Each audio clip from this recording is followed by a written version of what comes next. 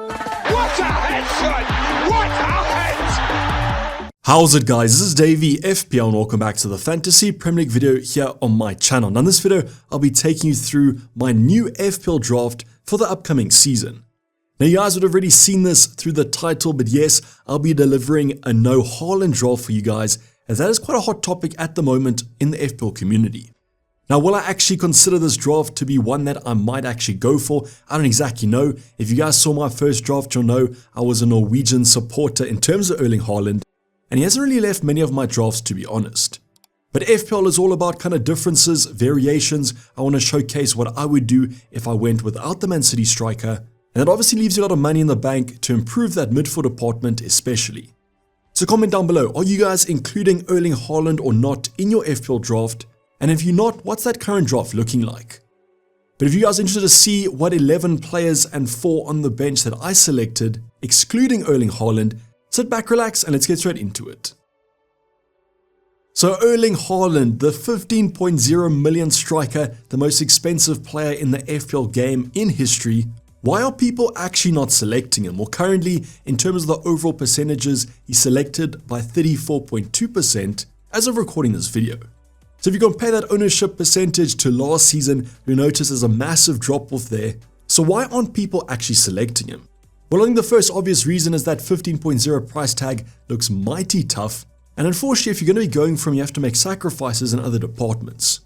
Now, as mentioned in my first draft, go check it out if you guys haven't, I included the Norwegian in my front line. And as discussed in yesterday's video in terms of the pricing mistakes, if you guys are going to captain HAALAND, he's definitely worth it.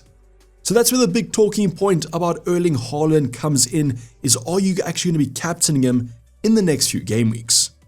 Now on screen right now, you guys will see the next 6 fixtures. The reason I've gone for 6 is we're not going to plan too far into the future. With the ability to save transfers, you guys can kind of get HAALAND in maybe 1 or 2 transfers. So just because you don't own him for game week 1 doesn't mean that you're not going to own him for the entire season. So those 6 fixtures, I think there's probably 1 or 2 there that I will be quite scared of not owning the Norwegian, and that's game week 2 and game week 3. Now that Brentford at home game could also be quite advantageous. I think it's a great game on the cards, but you could get away with not captaining him if Brentford shows some defensive form in the opening game weeks. But that game week 2 fixture against Ipswich, the newly promoted side, that to me just looks like a Hattie incoming. So he's definitely the best captain in that isolated game week. Then West Ham away is also a great game. Man City usually score a few against West Ham, so that's where you probably want to captain him as well. Now the tough game is probably game week 5. That's going to be Arsenal at home. Now this is a home game. I don't think Man City do have kind of tougher fixtures. I think that HAALAND can score against anyone. He is quite fixture proof. But in game week 5, you probably would bank on another player outperforming him with a better fixture. Now the Chelsea-Newcastle games, you'll notice this isn't kind of my rating system. This is from FPL's website. Now these 2 games could be actually easy on paper if Newcastle and Chelsea are quite attacking, as towards the end of last season they weren't great defensively.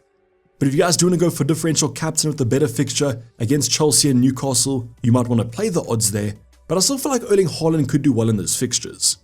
So the question that you have to ask yourself is, in the opening 6 games, how many times would you want to captain HAALAND? You can even include Mo Salah in this debate if you have both those 2 assets. How many times more would you captain Salah over HAALAND? And that's going to kind of give you the detail into, do you actually include the Norwegian or not? Now as mentioned, I believe that HAALAND is the best CAMC option. Yes, maybe in game week 5 against Arsenal he's not, but the majority of game weeks he's going to be that asset, and that's why I included him from day 1. I do think that ownership percentage will increase as the days go by. I think come game week 1, whether your favorite content creator in their first draft, they didn't have HAALAND, it could be your mates or a more casual manager. By that game week 1 deadline, I believe most managers will probably have him in their team, unless he gets injured, of course. So for me, the HAALAND debate simply comes down to CAMC. We saw if you guys don't captain these more expensive assets, their value might not be there, and that's why you guys have to do your own analysis on this one. But let's say that you guys did that debate and you decided, listen, I don't want to have the Man City striker in my forward line. I want to go without him. What would I do in this situation? Well, as you guys can see on the right hand side, 0.0 left in the bank. I can just afford this draft, so even though I've got the cash in the bank, I'm still going to spend it. Now I'm going to go over this the usual way I do my preseason drafts. I'm not going to be going kind of position by position. I'm going to build this draft from scratch, go over the most important players first and their talking points, and that's going to help you guys build your drafts in the future. So right off the bat, we've just come off a very hot captaincy debate. There's one player, if you're not going to go for Haaland, that I definitely would include, and that's Mo Salah from Liverpool. So we're going to slap the Camsey armband on him already because he'll be our majority captainer over the opening game weeks, and he comes in at a cool 12.5 million.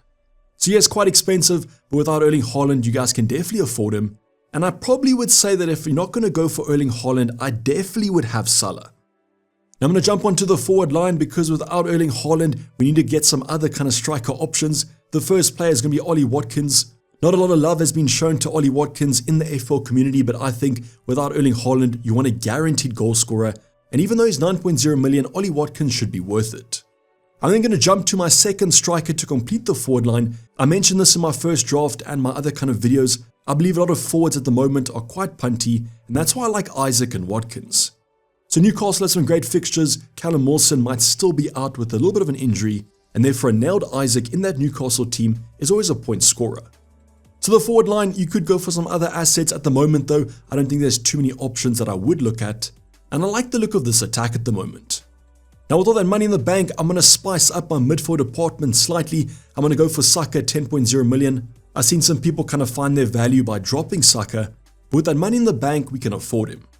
That is the one advantage not going for Erling Haaland, is you have those millions to spend on a better midfield, but I still want some Man City coverage, and that's why I've added Foden. So 9.5 is better than 15, I guess, but the fact of the matter is, would I captain Foden over Haaland? Probably not. So you are paying that premium price for a premium Camsey option. But still, nevertheless, some good Man City fixtures coming up, especially Game Week 2. You guys could punt on Foden captain over Haaland captain, as I think Man City are going to score a few goals in that one.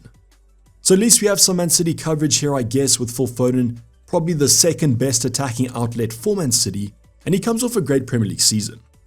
Now, mainstay in my team is Gordon, provides good value. We saw that in the pricing mistakes video even. I'm perfectly fine kind of going for him with those great fixtures, and 7.5 is a viable kind of price point. Now the last player, you'll notice that I've gone for Salah, Saka and Foden as my more premium options, and therefore that leaves Palmer and Heung-min Son. So I'm not going to say that Nkunku can cover Palmer because I don't think he can, but he does come in a lot cheaper. I'll just see how he kind of progresses through preseason. But I do think if Nkunku is nailed in that Chelsea lineup, he's going to make a mockery of that price tag at 6.5, and I guess we can't have all the midfielders that we want.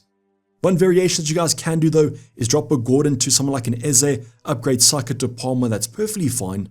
Just because you have Nkunku doesn't mean that you guys can't own Cole Palmer. You still want a slice though of that kind of Chelsea attack from Game Week 2 onwards, great fixtures. Always love to see a sea of green. Now let's go over our defensive department. You guys will see that I've built my attack. I think this season is the kind of season of the attackers, but I still have managed to squeeze in a premium defender. Now you guys would have seen in my first draft, I went for an Arsenal option. I know maybe just because I've gone without Erling Haaland, I want some more Man City coverage, but I've gone for Guardiola.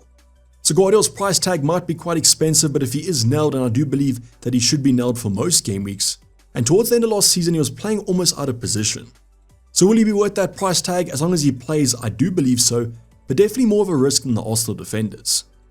Now goalkeeper here, I have to go kind of very cheap. I'm gone for a 4.5 Areola. This comes off the pricing mistakes video. However, on my draft, I might not be going for the West Ham option as their initial fixtures are pretty bad.